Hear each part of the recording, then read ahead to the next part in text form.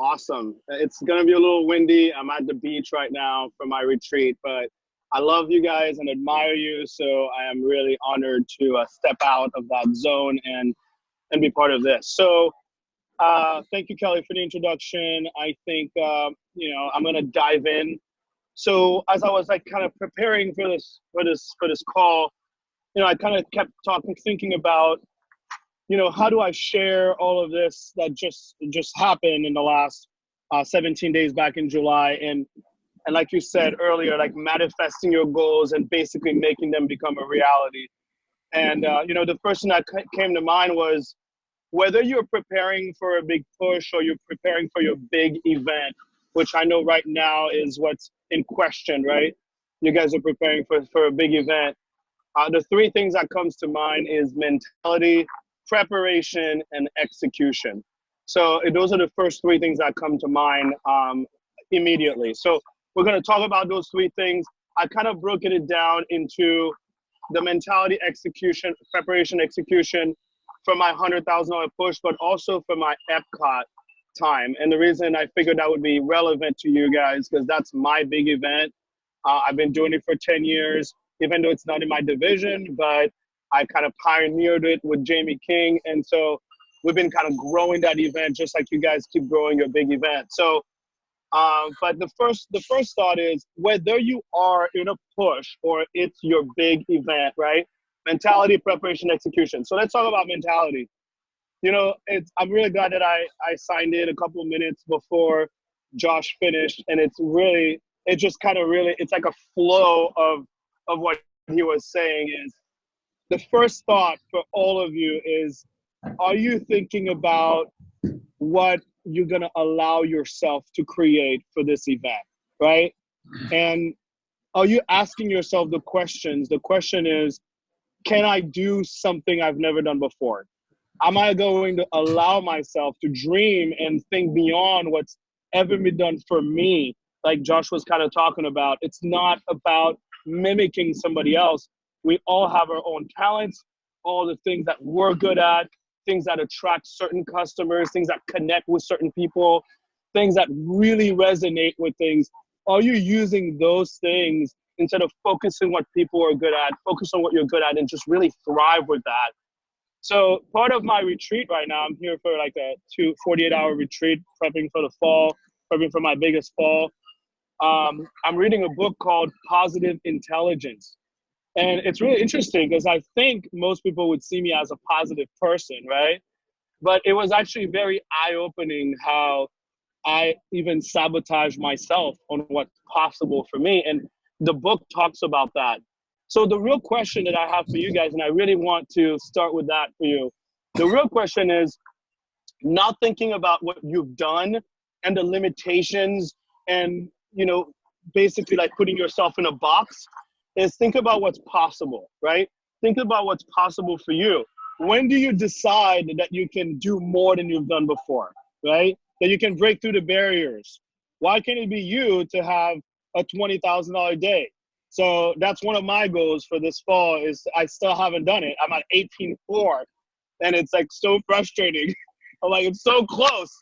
But just breaking through those barriers and having so much fun with that is so much more fun beyond and like, am I gonna do good like this person, or is this person gonna crush me, or is it they're gonna have more customers coming to the booth? Like, don't worry about that. Like, none of those things matter, right? So it's like, what can you do? Like, have you had a 10K day yet at a booth? Have you had a 20K day? So, it's time to step out of that and think about the impossible. Anything can be possible for you. And when do you decide when that's possible is up to you.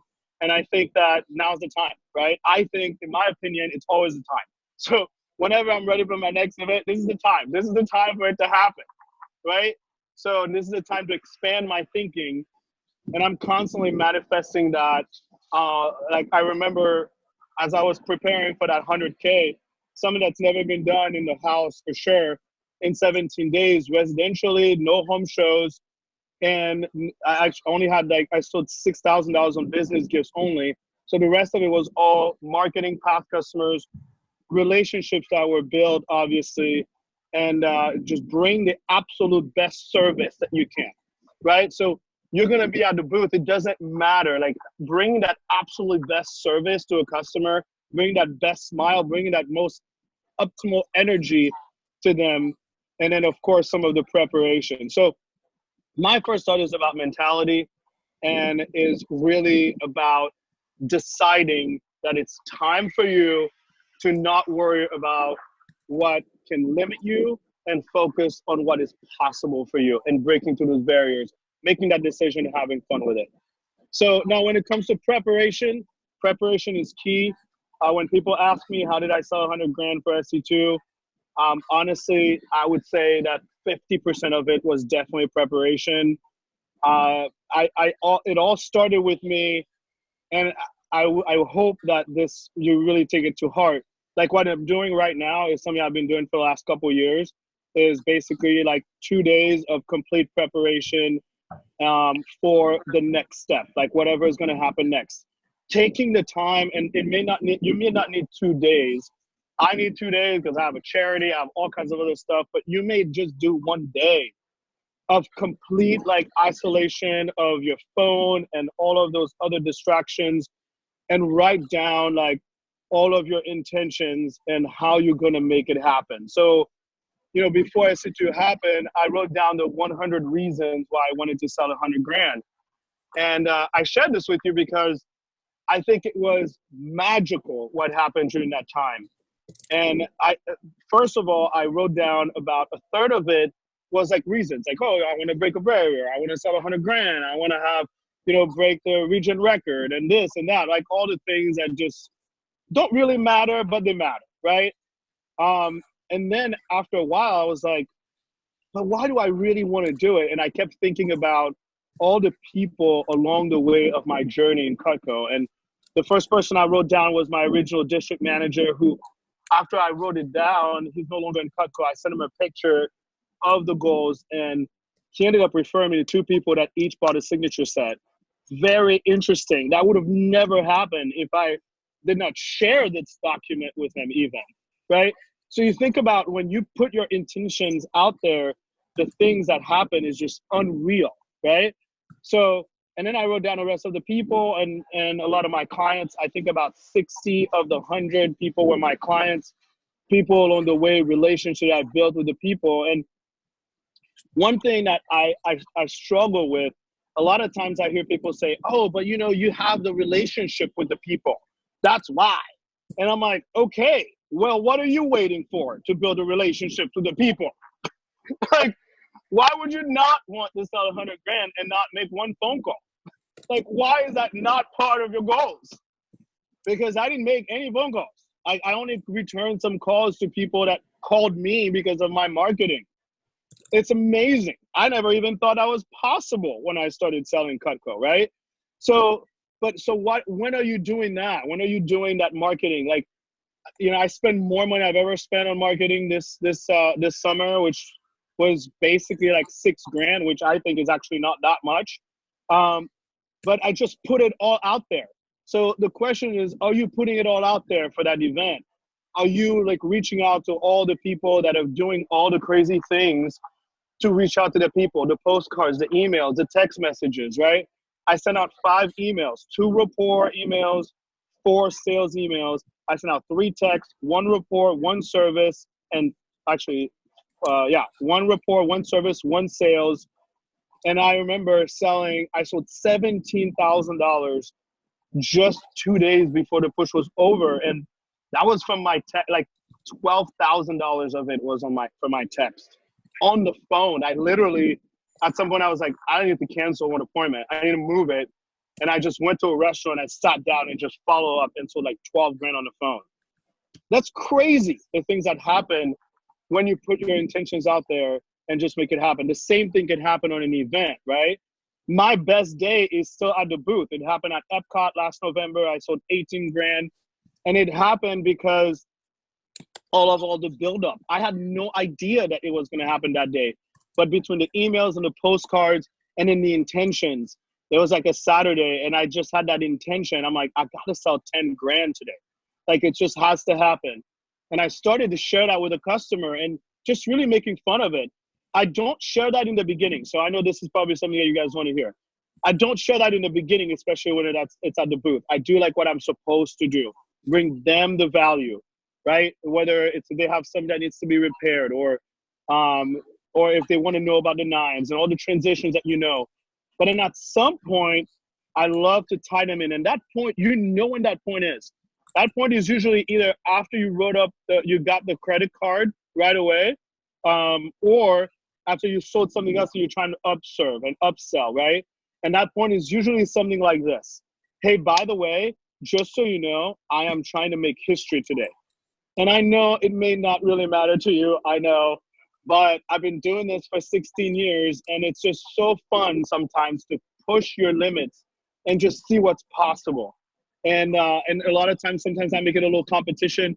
And you see Ray over here, he's been trying really, really hard to beat me. So we're like trying really, really hard. So I'm going to make it worth your while. Is there anything that you've ever thought about getting that, maybe you consider for the future, or maybe it's a gift, maybe it's for like a sibling, maybe it's for kids, maybe you just want to you hope that one day you can give Cutco to your kids.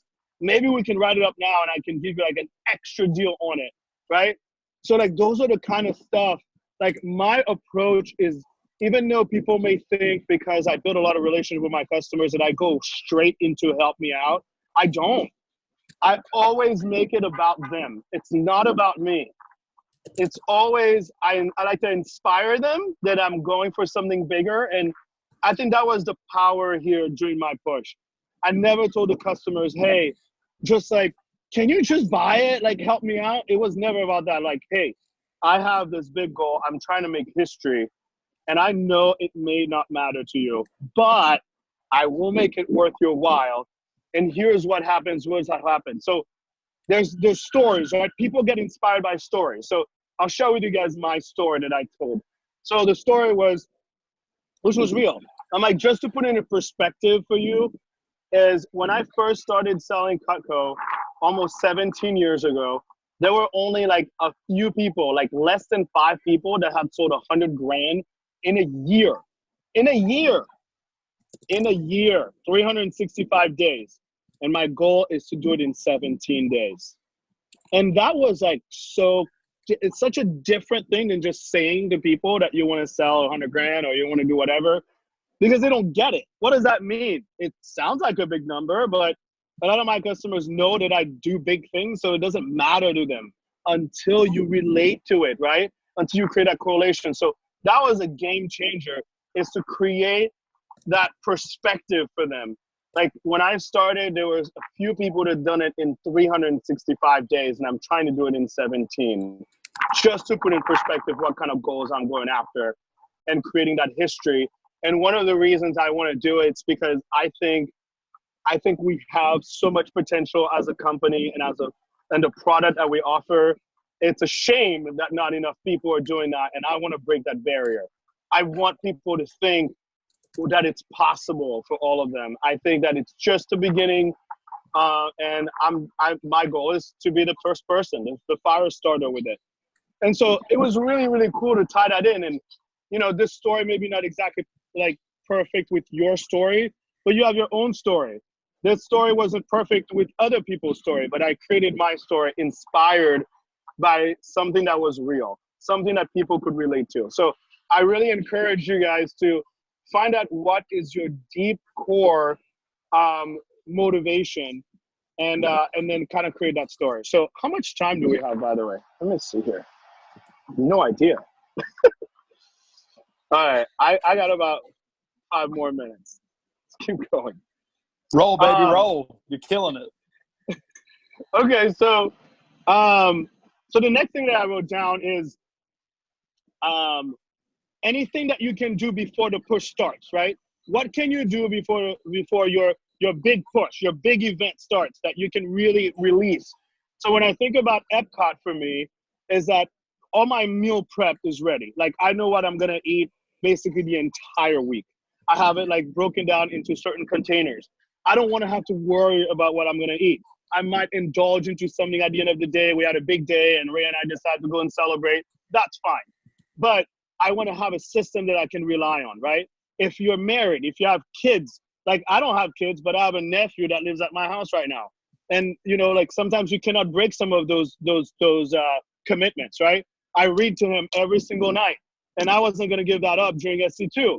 So, like, just make sure that whatever it is, you have a system, right? And, like, make sure that everything that could possibly distract you during that big event, that is taken care of, or you have something happening for it, right? And taking pride into that sacrifice and that investment of time.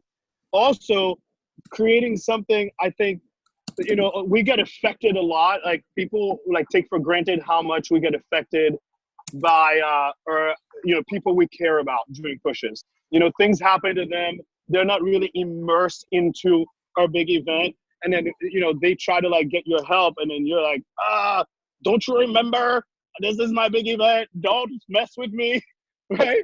But you have to remember that we are, for the most part, very strong people. So you still have to, like, you know, make sure that you like prep them really well. And also, when they reach out, you know, like, always try to help them right away, and then remind them of what's going on with you, and that it's not because you don't care. It's just because this is game time. So don't be afraid to do that. They respect that a lot. I think that it's so crazy how people sometimes are scared. Oh, but I need to drop everything. Maybe not. Maybe it's time to make your surroundings stronger, right? So, and the last thing is execution, and then I'll have a couple extra tips. Execution is a choice. You know, I think it's really that simple. If you prepare well and your mentality is ready, when the day starts and it's game time, it's like, it's just execution, right? And what I always remind myself the minute I get hit, because sometimes we get hit, right? On the first day, you may get hit. Maybe you don't. Maybe you get hit on the second day. It's like you're not where you want to be. I always say, you know what? It doesn't matter. It's a numbers game, it's time game, doesn't matter. I invested so much in this. I'm going to see it through. I'm going to keep going until the very end. So, you know, I wanted to kind of share with you guys my creed. Just think about manifesting. I read this to myself every single day, and I still read it during Epcot. I think every 3 days I read that. And here's the creed. So it says, I will give it my all. And when it gets tough, I will keep going. When it gets tougher, I will keep going. And those are the moments, right? When somebody next to you gets like that as we love to call them, the walk-up ultimate, right? And then you're like, darn it, I'm still like $300, right? But it doesn't matter. It's fine. It's a numbers game. You could have had that ultimate too. So when other people are ahead, I will stay focused. I will use it as motivation, not desperation. I will never know until it's over. I'll have no regrets. And this is my attitude. If it's up to me, if it's up to my commitment, up to my actions, I will reach my goal. Failure is not an option. I can do this. I can do this. If someone else can do it, so can I. I don't care about my short-term results. I believe in my commitment. I am committed. I will not give up, because quitters never win and winners never quit. So just to kind of wrap up with some extra cool things for you guys here, you know, I want to reiterate, come from the place of just having fun. And I think about Brendan Brown and I, we have like this thing, right? We have bets.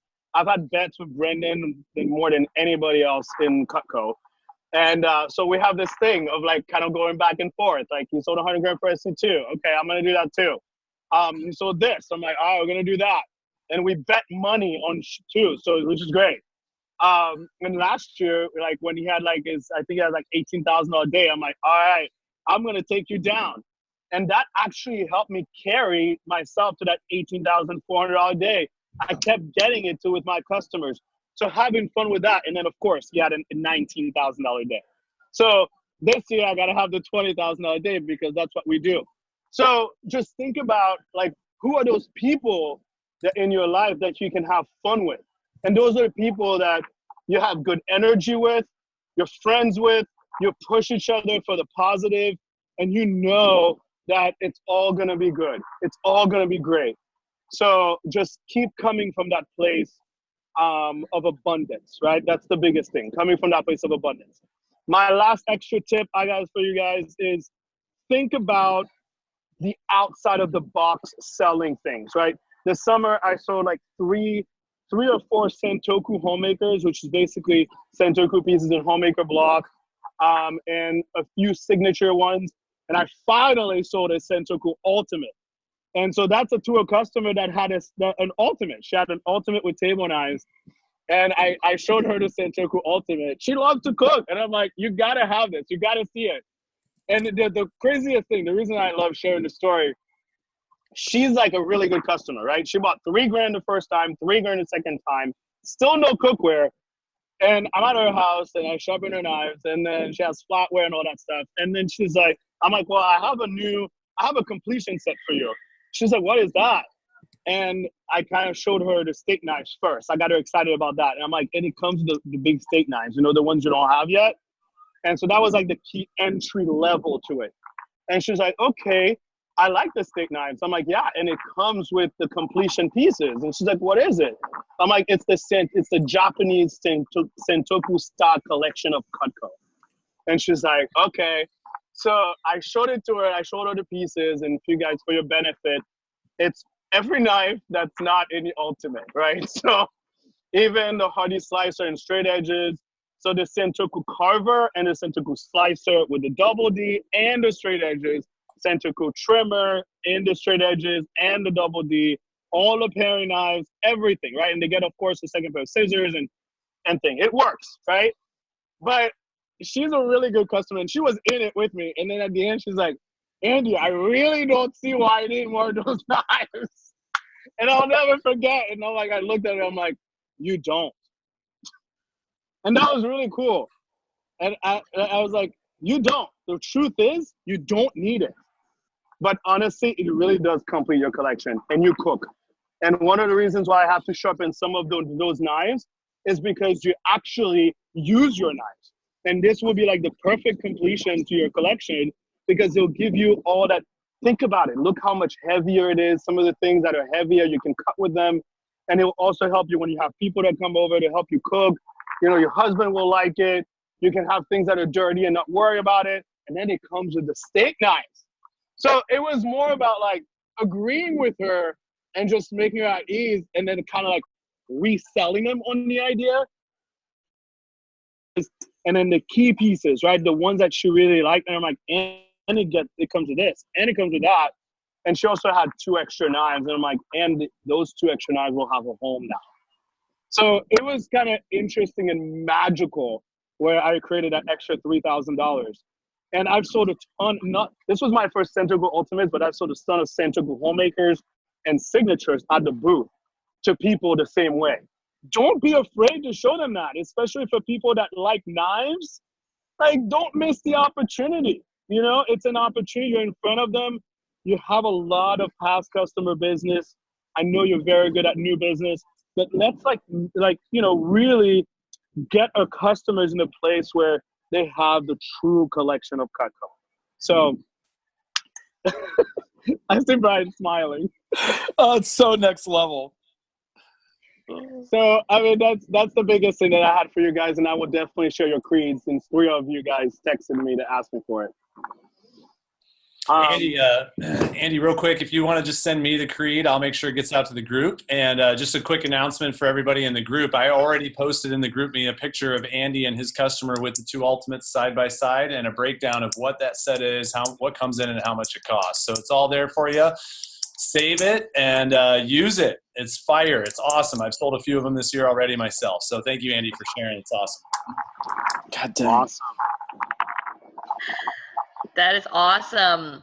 Thank you, Andy. That is great so far. So, guys, if you have any questions for Andy or Josh, just post them over in the group chat on the side there, and we will get to those and read those. Brian is pointing. I'm going to turn it over to him. I think he has a question. Since Brian's coordinator, we're going to let him ask it. Otherwise, you type yours in. All right. I appreciate it. Everyone else, while you're typing, I'm going to ask you a question real quick. Andy, I loved where you talked about when it came to sharing your goals, how beyond just sort of sharing numbers, which are meaningful to us, like actually providing a little bit of perspective for them that, hey, you tied it to a story for like basically for why it matters, why it was significant. I'm just going to ask, even almost maybe on a more conceptual level, like maybe this is just how you live your life, but I think for a lot of us, we have a hard time even getting ourselves to that place of sort of being that open or being that vulnerable. And, for me, like, I'm the 36-year-old guy in the booth, like selling knives, slinging blades, and I'm super secure with what I do. And I love sharing my goals and my passion with people. But how do you think you sort of got yourself to a point where you just felt so secure, so confident, so tied into those goals that you were in a place to share the vision in that way?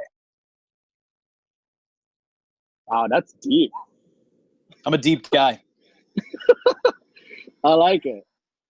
I honestly can tell you it's a very good question. I'm going to say the first thing that comes to mind is the relationship with my number one customer of all time, right? Who's bought over $52,000 from me.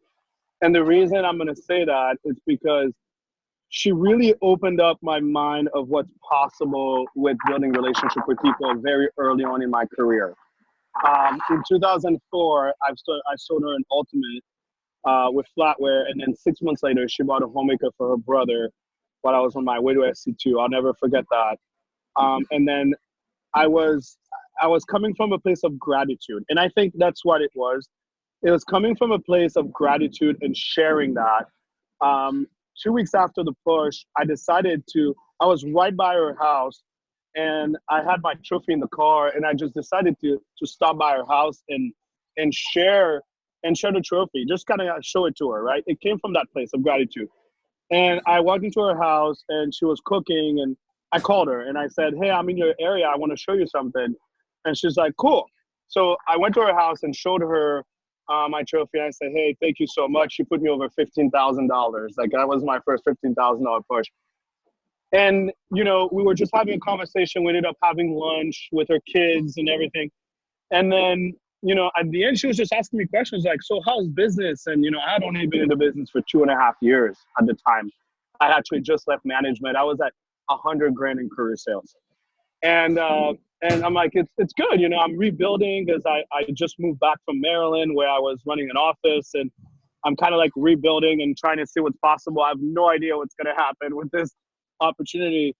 And she said, oh, okay. So how do you follow up with your customers, and how do you what do you do with that? And it's like, I don't. And I remember her saying, she's like, you don't? Why? And I'm like, I don't know. I mean, it's not something that's really taught. Like, it's just people don't really talk about it. Like, we just grind and grind and grind and make more phone calls. Like, that's what we're taught to do. And she was like, but so people that you sell to, like, they know you and they have your product. Like, wouldn't you want to reconnect with them and stay in front of them and go see them and like sell them? I'm like, I mean, it sounds great what you're saying. I'm just telling you, like, it's not, so I think she really truly gave me the confidence that it made sense because I was hearing that from a customer's perspective, so, and I tell her that all the time. Like, she is the president of Angel Wings, by the way. It's kind of crazy that we've done such big things together, but she was really a catalyst of like bigger things for my career in Cutco because she just saw like the vision, even though she was in the medical field, nothing to do with it, but she's a very dynamic person. And she's done a lot of different type of things. And she like started to promote to me how her entire journey was always about relationships with people. And so it really kind of like put it together for me that it was normal. I guess that's what it is, right? It was like, I came from a place of gratitude and I got that validation from a client that it was okay, right? And then so I just kept doing it. And that's really what happened. I just kind of kept doing it and kept getting in front of people and just kept trying. So my answer to you would be, you just have to keep trying to come from a place of gratitude. When you come from a place of gratitude, magical things happen. Does that answer your question? Dude, absolutely. And just connecting with who are those influencers and can be that needle mover for you, not just sales wise or dollar wise, but that opening yourself to their positive influence, really challenge your own thinking. I love that. I love that. Thank you, man. Awesome. All right. Our next question comes from Mr. Curtis JQs. He was just asking, what other out of the box packages does Andy promote?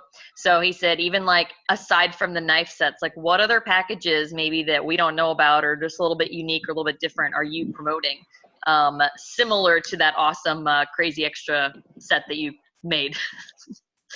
So I think the biggest other thing is I promote at a lot of my boat shows. I have the Fisherman's Dream and the Fisherman's Solution that comes with a fishing knife and a gut hook and scissors and a cutting board and a sharpener.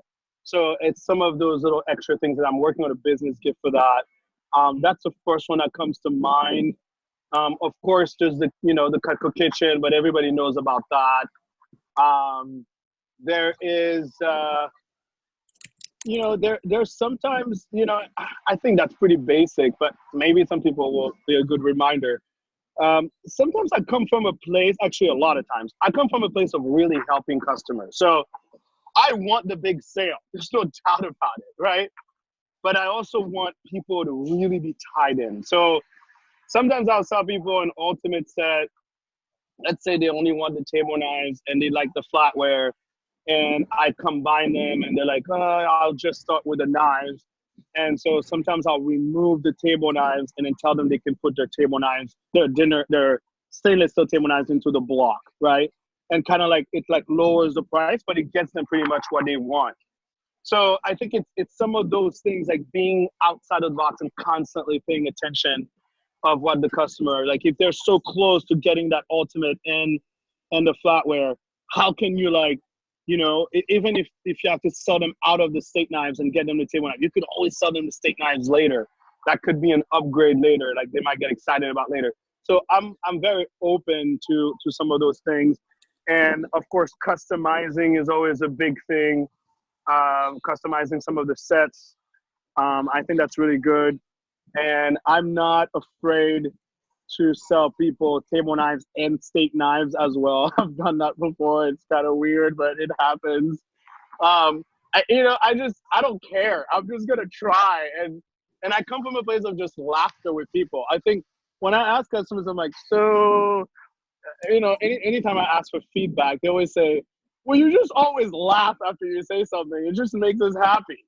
And it's, I'm like, and it's funny because I know some of my friends, including Curtis, laugh about that when I ask him for a donation and then for angel wings, and he's like, and I'm like, come on, and I laugh. And it's just so like coming from that place of positive energy, I think with people is just keep asking. Keep asking after you have that credit card. That is probably the most life-changing thing that everybody can always remember. Even at veterans, sometimes we get greedy, right? And that's a very good reminder. Like, we have people in front of us, they seem very positive, so we want to push them. Get that credit card. You can always upserve them, right? So just don't be afraid. I've made that mistakes even after 16 years. And sometimes after like a day out of booth, after I've been like out for a while, I'm like, what am I doing?